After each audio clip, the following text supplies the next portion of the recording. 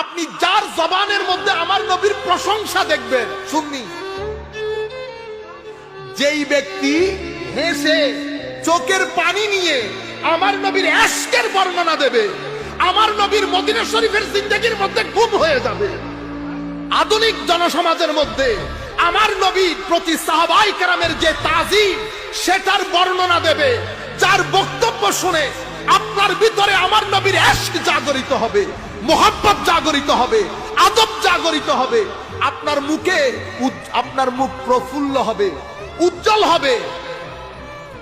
সেই ব্যক্তি সুন্নি, সেই ব্যক্তি। এবার সেটা আমি করলে আমি সুন্নি, আপনি করলে আপনি সুন্নি। আমাকে তো বলতে হচ্ছে না, বুঝতে পেরেছেন?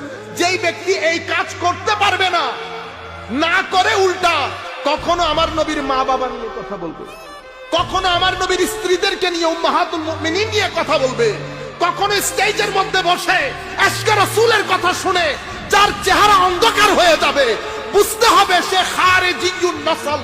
খারিজিয়ুন মানে নসলান, হিস্টোরিক্যালি সে ওই যুলখুয়াইসরা তামিমির রক্তকে ধারণ করে। কারণ আমার নবী ওই হাদিসের মধ্যে বলেছে সাহাবায়ে কেরাম এদের আখেরি গুরু দাজ্জালের সাথে গিয়ে মিশবে। আমাদের সাধারণ মানুষ তো অবলা, জানা বুঝেও না, পড়েও না, জানে না বিদায়।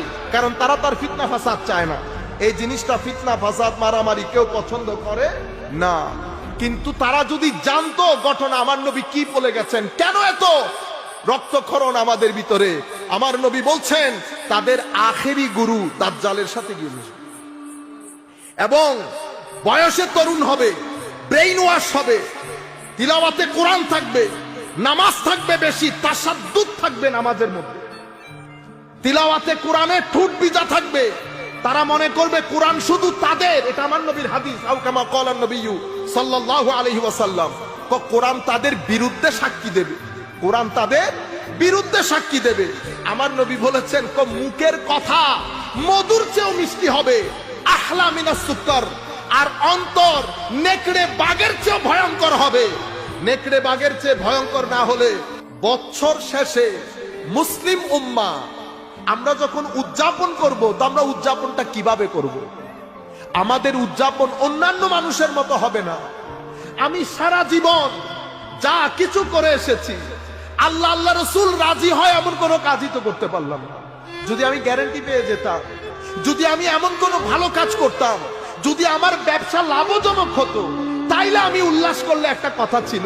কিন্তু আপনি কি গ্যারান্টি দিয়ে বলতে পারবেন আপনার পূর্ববর্তী জীবনের ব্যবসার মধ্যে লাভ হয়েছে?